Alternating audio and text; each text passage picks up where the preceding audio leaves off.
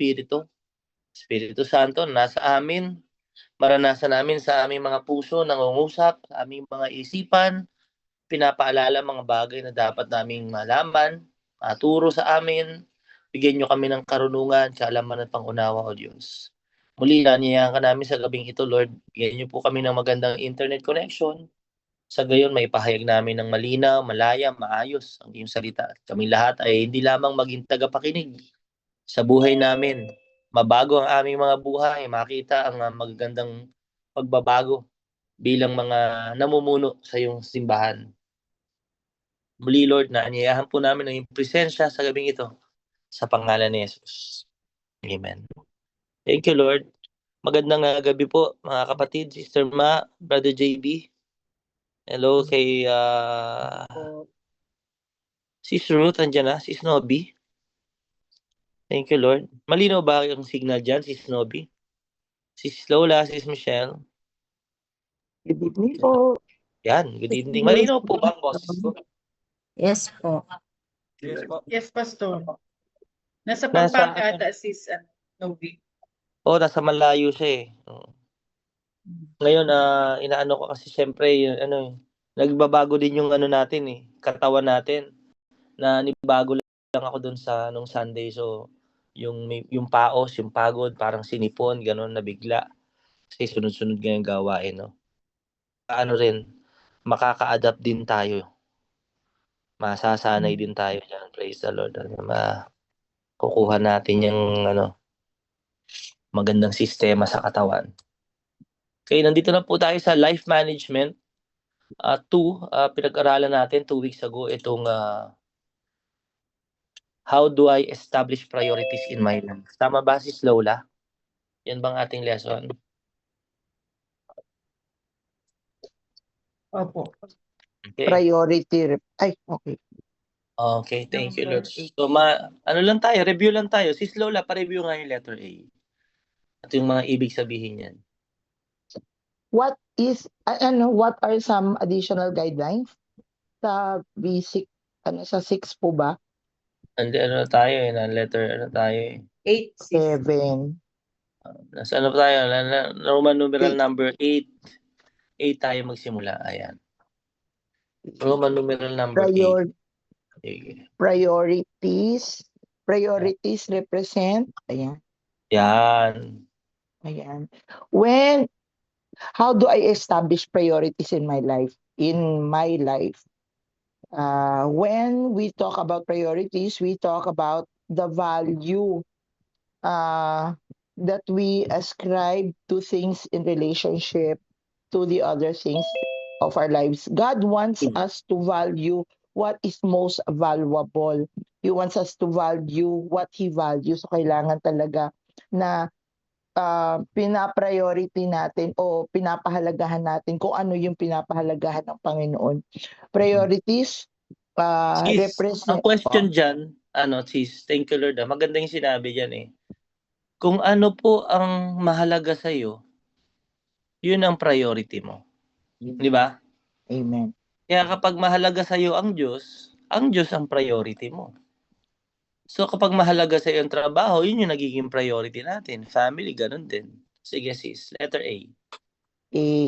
Priorities represent the order of things on which you spend our time. So, order of things. Ayan. Time, energy, and money. So, we operate with the sets of values or priority. So, ano ibig sabihin niyang letter A? Ang ibig sabihin niyan, sis, mga kapatid, malalaman niyo po kung ano yung priority niyo, kung ano yung mas binibigyan niyo ng time, energy, and money. Kung saan mas nafo-focus yung time niyo, energy, and money, yun yung nagiging priority niyo. Sige, tuloy sis. Yan. We all operate with set of values or priorities. Sa letter A nga po, some are godly values or priority. So yung mga tungkol sa pagpapalago ng ating pananampalataya, yung mga gawain, so dapat pina-priority natin yan. Tapos yung iba naman, some are selfish values or priorities. So katulad ng pamilya natin, mga trabaho natin. Ayan. Number 2, these priorities govern most of choices that we make in life. Ayun, di ko po masyadong ma-explain to us to. So, ang ibig sabihin niya, number 2, kung ano yung priority mo, yun ang mas nag-iimpluwensya sa'yo, nagtutulak sa'yo sa mga desisyon na gagawin mo sa buhay. Sample, pag ang priority mo lagi, ang mahalaga sa'yo ay pinakamahalaga ay pera, lahat ng choices mo, kailangan kikita ka ng pera doon. Pag hindi ka kikita ng pera doon, ayaw mo. Naintindihan niyo yun, mga kapatid? Kasi yun yung naging priority mo. Pag ang priority mo, naalala ko yung nagsisimula akong Kristiyano, yung business mo. Pag walang business na usapan, hindi ako pupunta dyan. Naalala ko nga, umaattend lang ako ng Sunday service kasi meron akong business meeting. May mga member naka-busy. Kasi yun yung priority ko, hindi talaga yung Diyos. Sige, number 3. Number 3, our priorities are often constructed on the basis of the relationship of various aspects of our lives. Our life consists of several aspects. Ayan, meron tayong Sige. iba-ibang aspects. Iyan, ano tayo dito, kung ano yung mga priorities natin, kung ano talaga yung 1 to 10. inuuna natin. Yan, yung 1 to 10. So, una yung spiritual. This deals with our relationship with God. Napapriority ba natin si God ng tama? Ayan, ng mataas na rating. Ayan, May yun nga. devotion ba tayo? May journal ba Devotion, tayo? nakakapag-Bible ba tayo? Bible reading, nakakapag-pray Yes. ba tayo? Nakaka-attend ba tayo ng mga ganito, mga cell Worship groups? life yan. Yan, Amen. sige. Sunod. So family life, this deals with the relationship with our immediate and extended family. So Family bonding. nakakapag-usap-usap pa ba tayo ng pamilya natin? Hmm. Pati na rin yung mga kaibigan natin, yan, extended family. Church life, this deals with our relationship with not to the local church and the people of God. So yan sa JConf, tayo ba maganda yung relationship natin sa kanila. Sa ministry, ayan, kung meron man tayong mga ministry, this deals with our relationship with our ministry and the body of Christ. So kung may ministry ba tayo, nagagampanan ba natin, nabibigyan ba natin ng priority din yung ating ministry. Vocational life, ayan, career, ayan, so mga trabaho natin, kung may mga negosyo man tayo or trabaho, ayan. Social life, ayan, this with the relationship with our friends. So yung mga kaibigan natin na kahit yung wala sa church, yung mga classmates natin dati or mga acquaintance natin, napapriority rin ba natin sila? Baka sobra-sobra naman. Personal life, syempre yung ating sarili, minsan sobra-sobra rin yung pagpa-prioritize natin sa sarili natin, nakakalimot na tayo sa ibang mga dapat priority. Masyado na tayong vain sa ating pagpapaganda or pagbibihis, ganyan. Mga happy, Yan. entertainment. Yes, entertainment. Ayan. Tapos, God wants each one of us to submit our priority system to Him. Yan.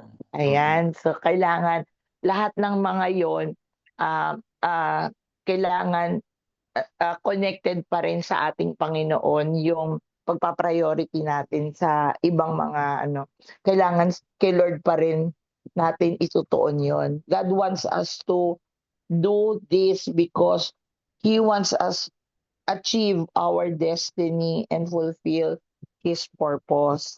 Ayan. Success is God's plan for us, for all of us, in living for God is the most joyful path that leads the most abundant life. Ayan. Sobrang masaya, mas magkakaroon ka ng contentment at saka ng joy pagka napaprioritize mo si God or may connection pa rin kay God lahat ng ibang aspects ng life mo. Ayan, sabi nga dito, joy is Jesus, tapos others, tapos yourself. Thank you, Lord po. Sorry, Lord. Doon tayo natapos is Opo. thank you Lord. So tuloy tayo, no. May mga model that have been put forward to help us establish priorities. Okay, tingnan natin 'to ha. Anong klaseng model 'to? Una, yung the bookshelf model. Okay? So minsan ganito yung thinking natin about priorities. Pag sinabing bookshelf, yung pagkakapatong-patong. In this model, all of life is seen like a bookshelf with shelves one on top of the other. So meron diyang table, makita nyo. Okay, in this model, each aspect of your life is given a numerical rating from 1 to 7. O sige, ano yung una dyan nakalagay sa order ng priority? Yan ang bookshelf na yan. God. God. Sunod. Family. Family, marriage, andyan na rin yun. Sunod. Church. Church, ministry, vocation, relationship. Me, Me and myself, and myself. I. Ano bang masasabi mo dyan sa model na yan, Sister Grace? Maganda ba yan? Ano bang comment mo dyan sa model na yan? Tama naman po, Pastor, yung order of priority na dapat lagi nating uunahin ang ating Panginoon sa lahat ng ating gagawin. At syempre, kasunod nito, yung una nating ministry in yung family. Kumbaga, i-involve din yung ating pamilya sa mga gawain na ating inaatinan or pinupuntahan. Dahil nga, inutos nga sa atin na ang ating family ang una nating ministry. So, paano tayo pag-ministry sa ibang tao, sa mga kaibigan natin, kamag-anak, kung yung mismong pamilya natin ay hindi natin naaakay sa Panginoon. Thank you, Lord. Okay na yung Pastor? Oo, sis. So, kumaga parang tingin mo okay naman yan, di ba? Tama yan. Sige. Si ano, Thank you, natin si ano, Sister Cheng. Ano masasabi mo dyan? Yung isa, business women. Ayan, si Sister Grace. Sister Cheng naman, ano naman, housewife din yan. Tutukan din yan. Ano masasabi mo dyan sa order of priority?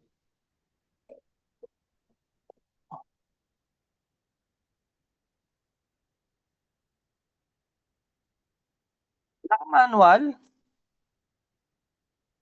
Hello? Oo. Sige. Oo. Sige, tawagin natin si ano. Hindi pala kita ni Chick yan. So, bookshelf yan. Mami Ading. Ito si Mami. Ano Yes. rin? Thank you, Lord. So yung order of priority na yan talaga yung gusto ng Panginoon. More of God and less of myself. Ba, parang ano yan Thank you, Lord yan Brother JB.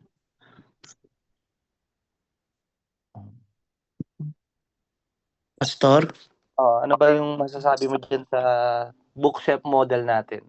Ayan, as a head of the family. So, Anong dito, nangyari sa'yo, Jay? May sakit ka? hindi naman, maano lang yung boses, Pastor. Okay. Malamig lang. Sige. Naisipon. Yan, yung sa order of priority, kailangan, as a head of the family, makita si Lord. Ikaw yung, ikaw yung maging head, at ang head ng family is, ang head, di ba, father po. Tapos, ang head ng father is yung si Jesus. Tapos, yung sa family naman, kailangan bago ka makapag first ministry is family. Kailangan unang-una ma-disciple mo yung family mo. Maging maayos bago ka makapag sa church. Kumbaga, pangatlo na yon para kapag dating mo sa church, makita din ng church na okay yung family mo. At the same time, susunod na yung pang-apat doon, yung ministry. At makakapag-handle ka na ng mga tao. Tapos, yung sa vocation naman, ito po ba yung sa Pastor? Yung sa mga... Vocation ba? Opo, yung panglima po. Trabaho yan Opo. Career natin yan, vocation. Opo, kumbaga panglima siya. Kumbaga yung mga career, yung business, dapat under lang siya doon. Mas mauuna pa rin yung ministry kaysa doon sa Yeah. sa mga ano. Tapos yung relationship naman, yung sa ibang tao po ba to, Pastor? Yes. Yung sa mga yung sa mga Kaibigan, trabaho, ganyan. yan, Oo. mga business partner, ganun. Tapos Yeah. huling-huli na yung sarili mo.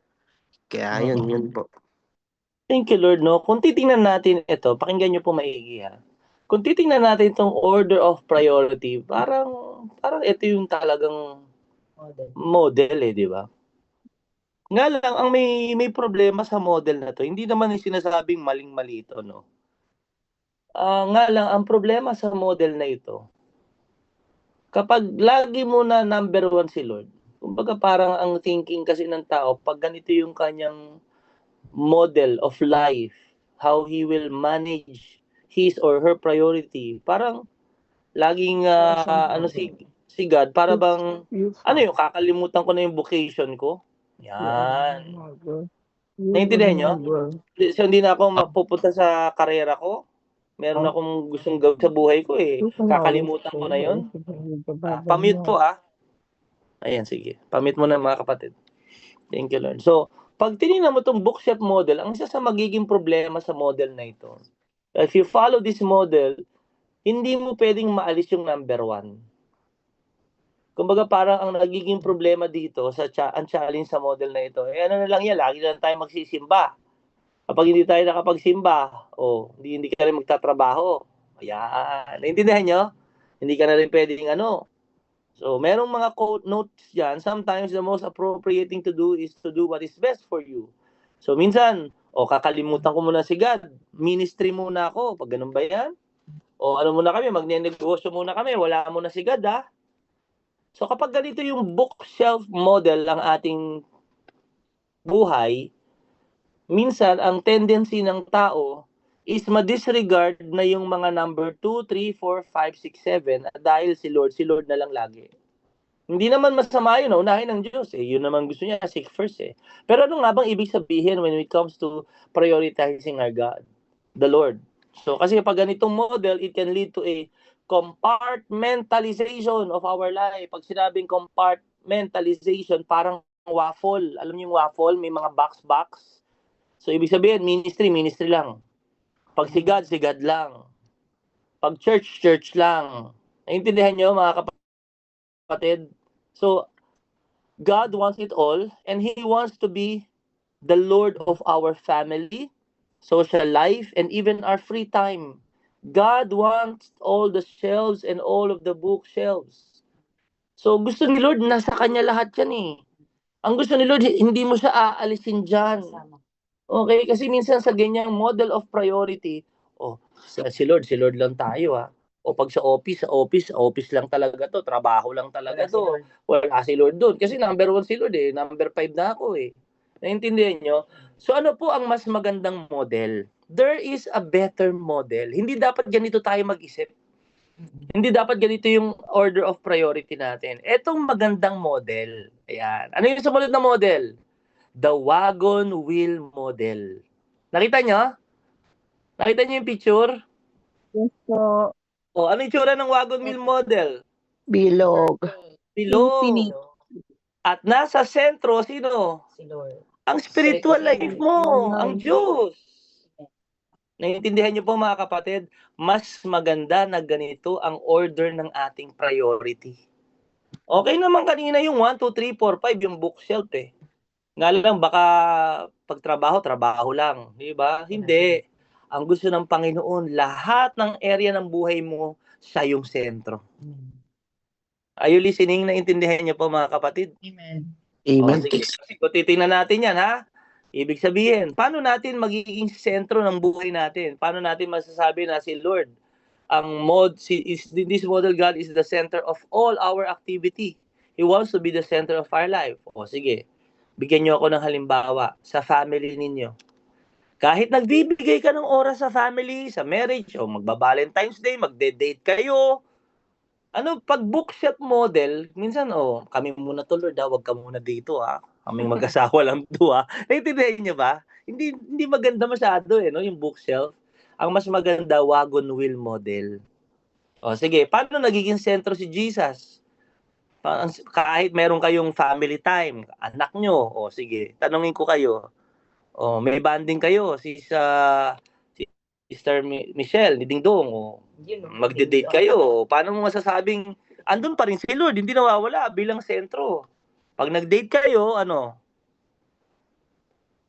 Pastor, we pray po and we share sinishare ko po sa kanya yung journal. Wow, o diba, kayong dalawa mismo nagbabahagian kayo. Hindi nawawala yung time sa family, sa marriage, pero hindi rin nawawala yung spiritual life. Naintindihan niyo mga kapatid? Doon nakasentro lahat. O, personal. O, yung pag sinabing personal, entertainment, hobbies, mga bagay na nagpapasaya sa'yo, na hindi naman kasalanan at masama. O, sige, o, ikaw sis Lola. Ito si sis Lola, marami din tong time sa ano niya, personal life niya eh. Sis, paano mo masasabing sentro si Lord ng personal life mo? Ayan, nag-journal, tapos nanonood ako ng mga hindi ambot na mga movies. Oo. Tapos yung mga music, mas nakakapag-research ako ng iba pang mga songs na hindi rin ambot. Okay, sis, teka lang ha. Hindi naman natin sinasabi masama yung ginagawa mo. Pero, meron ka bang mga pinapanood na mga hindi Christian? O, gaya niya, kahit ako, nanonood ako na, nakalimutan ko na. Si Meron Tanggol, pa rin o. po. Meron pa din Paano po. mo- Pero Paano mo masasabi na si Lord pa rin yung center noon? humahanap ako ng values na Yan! katulad ng forgiveness, yung di ba, yung bagay yun. Thank you, Lord. Thank you, Lord. Di ba, nakokorek mo siya kay Lord eh. Di ba? Kumbaga minsan, alam mo yung sinasabi ko nga pag nanonood ako, matatawa ka pag kasama mo ako manonood noon. Kaya sabi ko lang, alam mo, si Marites, mahal niya talaga. Di ba? Ang maganda kay Marites, ma-born again yan. Maka-attend yan ng church. Pag si Rigor na born again, alam mo, iniisip mo yung Christian life na di ba? Praise the Lord. Si Tanggol, puro charity works eh. Di ba? Parang ganito. Makilala niya talaga ang tunay na tagapagligtas, hindi yung Nazareno.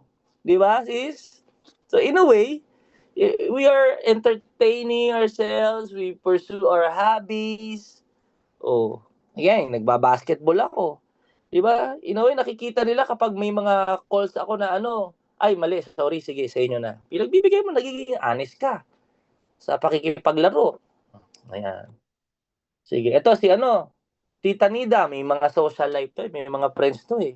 Mga classmate mo, tita. Paano niyo po nasasabi, tita, na si Lord ang sentro sa inyong social life?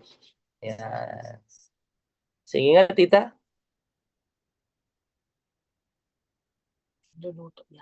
Hello, Tita Nida. Beijing. Ayan. Naisi-share ko sa kanila yung Word of God, yung mga Wow! natututunan ko sa church. Kasi sabi ko naman na alam naman nila yung mga kaibigan ko na born again Christian ako. Sabi ko naanyayahan ko sila, pero ang lalayo nila.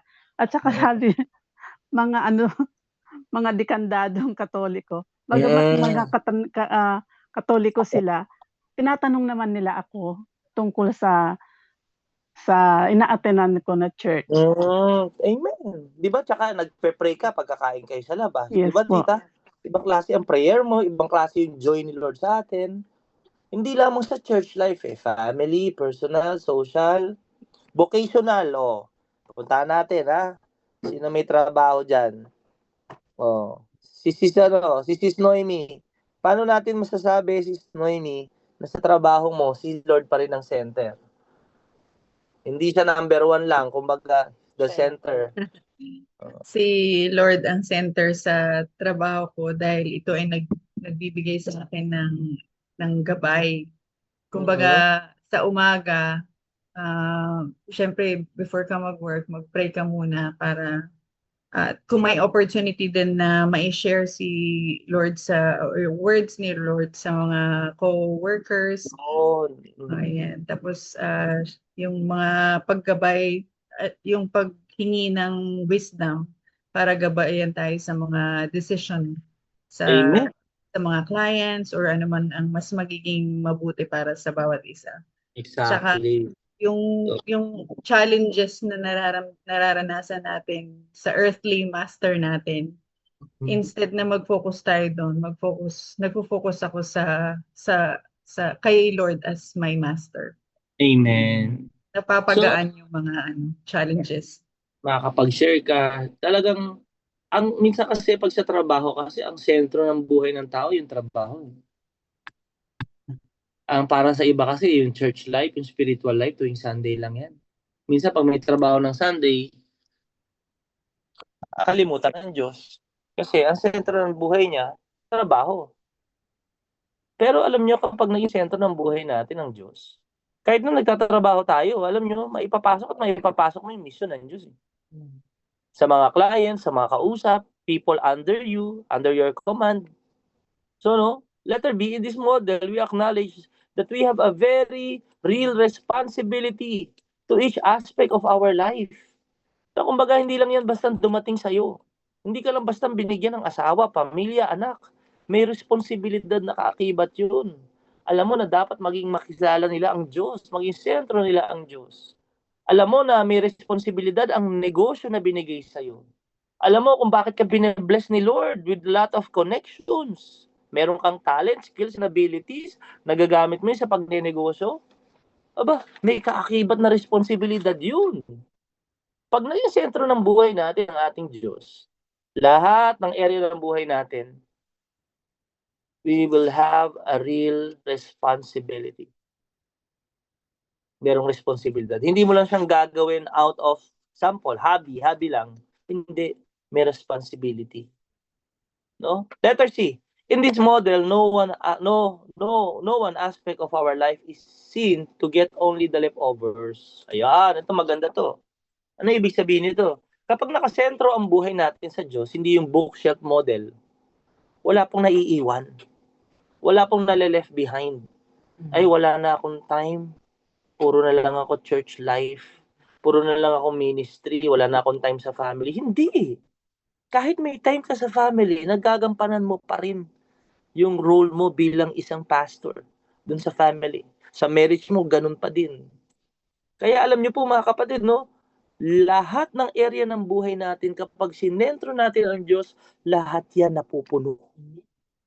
Naranasan niyo ba yun na pinupuno ni Lord lahat ng buhay natin? Maaaring hindi pa ngayon, pero napapansin mo, wow, parang we're living the full life. Diba? Hindi lamang financially, napoprovide ni Lord mga needs natin. Yung pamilya mo, umaayos. Yung relasyon mo sa asawa mo, umaayos. Yung mga anak mo, bumabait, napapalapit sa Diyos. Yung pagiging empleyado mo, nagiging maayos kang empleyado, napupuno ka din. Yung church life, ministry, given na yan. Kahit nga yung personal personal life mo, naayos din. Yung social life mo, napansin niyo po ba yun? Kasi sinentro natin ang Diyos. Walang maiiwanan na area ng buhay natin na gutom. Pupunuin ng Diyos. John 10:10, sabi ni Jesus, I came to give them life and have it abundantly. Ibig sabihin, all areas of our life pupunuin niya kapag naging sentro siya ng ating buhay. Kaya alam niyo mga kapatid, gawin nating sentro si Lord ng buhay natin. Kahit nagnenegosyo kayo, pwede yun. Kahit nagtatrabaho kayo, kahit kayo nasa ginagawa niya yung hobbies ninyo, masaya ka, pupunuin ka niya. Letter C, in this model, letter D na pala, in this model, the key is balancing all aspects of our life in relationship to all of the others. Ayan. Nandun yung word na balance. Kapag si Jesus, ang Diyos, ang sentro ng ating buhay, nagagawa mong mabalanse. Makikita mo, mababalanse mo yung buhay mo. Kasi siyempre, di ba sa gulong, tingnan nyo, balik tayo sa picture, ha? Balik tayo sa picture. Pag sentro yung spiritual life, yun yung malakas. Pag sobra tayo sa personal life, malaki yung sinakop niyan. Puro pang sarili lang, puro kasiyahan lang, puro hobbies, entertainment. Babara, di ba? Hindi na iikot. Tama po ba? Hindi na sa gulong. Pag puro pamilya lang, mas marami tayong time sa family, tapos walang time sa ministry. Eh, hindi naman pwede yun. Hindi maganda. O, balita rin natin, puro church life, pero walang time saan? Walang time sa family. O, hindi rin naman hindi balance yung bilog eh. Hindi rin naman pwedeng sabihin natin, puro lang tayong trabaho. Tapos wala tayo, personal life. O, nagkakasakit tayo. Hindi natin alagayin sa sarili natin. Hindi balance eh. Kaya alam mo, magandang model to, makikita nyo kung saan kayo sumusobra. Kung saan kayo nagkukulang. Ngayon, pag nakita po natin yan, mga kapatid, gawin natin sentro ang Diyos. Balansin natin ang buhay natin. Sabi lang nung ko nga kanina, di ba? Sabi niya, Dad, dapat ang buhay ng Kristiyano, balance, no? Oo, nabili mo yung bata, no? Oo. Kasi nakita niya ako, nag-exercise ako kanina, tapos natulog ako kahapon, kanina sinundo ko sila. Alam mo, lahat ng aspects. Maghahatid, may perfume, tapos may time din na kayong mag-asawa, lalabas kayo. Pabalansihin. Pero nandun pa rin si Lord. Hindi siya mawawala. Letter E, sige, before we move on, i-recognize ninyo, evaluate nyo po yung buhay ninyo, mga kapatid. Sa buhay ko ang medyo, siguro matatawag natin na unbalanced, malnourished, payat. Saan na tayo hindi puno? Saan tayo dito sa buhay natin na parang hindi natin masyado nabibigyan ng priority? Time, energy, and resources. Money. Yan. Sige. In this model, most certain aspects of our life can get more attention or focus in certain seasons depending on our purpose and goals. Ayan, maganda. Kapag si Lord ang sentro ng buhay natin, makikita nyo, gaya niyan, February ngayon, di ba? Mabibigyan mo ngayon ng attention, ng focus, yung isang area ng buhay mo. O gaya niyan, yung mga, di ba, nung mga kapatiran natin na nag-event, kailan yung parang buwan nyo na talagang focus kayo, putok na putok yung mga events ninyo? December, di ba? Nakikita mo, talagang nabe-bless kayo dun eh. And then, may kapahingahan yan, may season yan, di ba? May purpose ang Diyos eh. Bakit wala masyadong booking? Baka kailangan magpinagpapahinga ka ng Diyos. Kasi wala ka ng time sa asawa mo, February na. Di ba? Wala kang kaplano-plano. Nagkakaroon ng purpose. Baka hindi mo na nakakausap yung anak mo. Baka hindi ka nakakapag-devotion. Baka wala ka ng time sa ministry. Kapag nasa trabaho ka, go na go ka. Pero pag sa ministry, medyo tipid na tipid yung paglilingkod natin. So makikita nyo po yan. Napakaganda ng turo ng Lord dito sa atin. No? Letter F. In this model, we can move with discernment. Ayan. And the leading of the Holy Spirit to adjust what is needed when it is needed. Okay, so makikita natin dyan, sabi ko nga kanina, sa bilog na yan, ano ang kailangan yung dagdagan? Ano ang kailangan natin bawasan? Pero hindi naman nawawala ang Diyos sa kalagitnaan. Siya pa rin ang sentro, pero kailangan balanced life. Balik tayo doon, personal. Ulitin ko po spiritual life. Nag-send po kayo ng mga 1 to 10, mga kapatid, no? Sa akin, pero yung iba hindi pa nagsesend Pakisenda lang po, mga kapatid. Spiritual life. January, February. Sige, yan ang dapat priority rin natin. Family life. Meron po ba kayong time sa mga anak ninyo? Yan, February, sa mga may asawa. Yan, dapat yan ay isiniset. Kailangan yan, pinaghahandaan po yan. Church life. Yung ating relationship sa local church and the people of God. Yung ating mga kapatiran sa ministry. Tingnan po natin kung saan tayo nagkukulang. Ano yung leading ng Holy Spirit na kailangan nating dagdagan. Ito naman. Hindi rin naman pwedeng puro lang spiritual life, di ba? Kailangan kumita rin tayo ng pera. Yung mga sideline, yung mga hassles natin.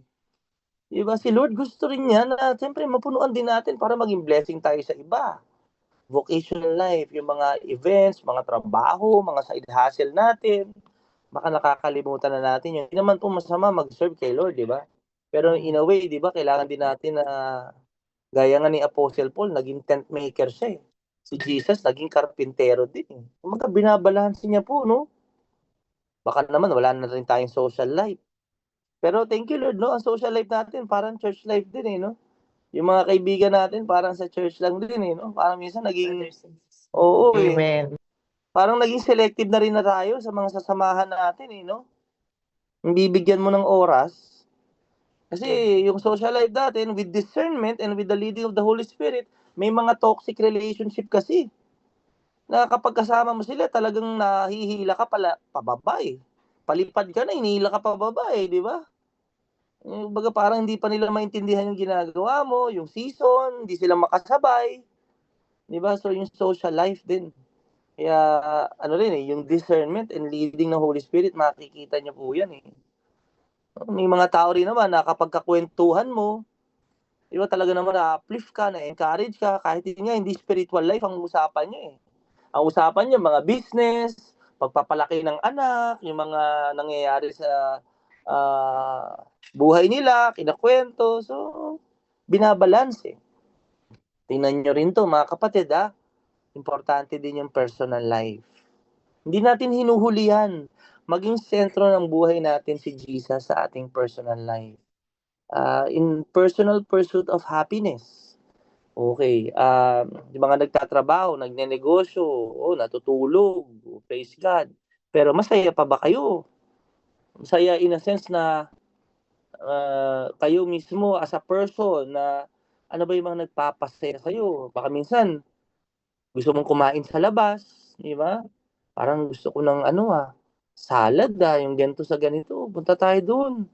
Hindi naman po masama i-reward yung sarili, di ba? Enjoy the fruits of your labor. Diba? Ano pa? Personal life natin, baka meron kang gustong biling gamit, kailangan mo ng bagong sapatos, bag, luma na yung damit mo. Kailangan binabalanse, no? Yun yung nagpapasaya sa'yo. Ano pa? Entertainment. Yung iba sa atin, baka mahilig manood ng sine. Diba? Lumalabas pa ba kayo ng bahay? Di ba? Punta tayo sa MOA, upo lang doon, papaano sa dagat, di ba? Pag may budget, pag travel, mamasyal. Importante din po yan, mga kapatid, no? Kanina umaga sa devotion ko kay Lord,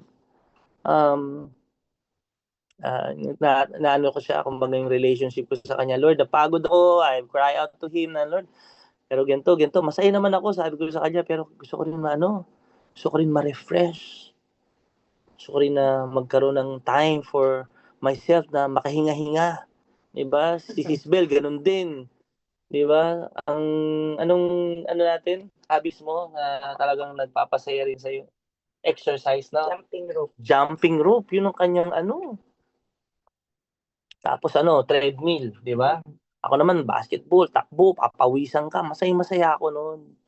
Kumbaga, hindi dapat natin pabayaan. May sinabi ang Lord sa akin kanina. No? Sabi niya, anak, mahal kita gusto ko, proteksyonan kita, alagaan kita. Pero ang number 1 na mag-aalaga sa katawan mo, ikaw. Tama no? Ang talagang mag-aalaga sa katawan natin, alam niyo kung sino? Tayo rin. Amen. Tayo. Sabi niya, alagaan mo katawan mo. Kasi pag mahina ka, nagkasakit ka, paano yung mga simbahan na pinagkakatiwala sa iyo?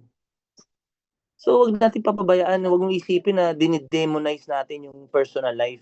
Masama to. Entertainment, hobbies, puro saya. Huwag tayo masyadong masaya. Hindi Pag ganun ang Diyos natin, di ba? Hindi ba masaya ang Diyos natin? Hindi. Killjoy ba siya? Hindi Masayahin ang Diyos natin. Kung killjoy ang Diyos natin, hindi maganda yung langit. Ang langit po ay napakasaya. Napakaganda doon. Kaya habang nandito tayo sa lupa, talaga napakahalaga po ng pagiging masaya sa buhay. Kaya ano ba yung mga area ng ating buhay na kailangan natin ng discernment? Kailangan ng dagdag ng oras, get more attention or focus. Ano ba yung pinapa-discern sa atin ng Lord na kailangan i-adjust, na hindi mo na masyadong kailangan, toxic yan sa'yo, makakasama yan sa'yo, bawasan mo yan, kailangan alisin mo na yan, at kung ano yung mga kailangan mo idagdag. Kaya napakaganda nitong life management. Manage po natin yung buhay natin. Living a balanced life. All aspects of our life God being the center. Yan, sa model na yan, sa wagon wheel model, personal, family, vocational, church, ministry, social, saan tayo dyan nagkukulang, saan tayo dyan sobra. Kailangan balanse para umiikot. Maganda yung ikot, maganda yung flow. Makarating tayo sa pupuntahan po natin. So I pray in the name of Jesus, Lord God, our Father in heaven, and through the power of your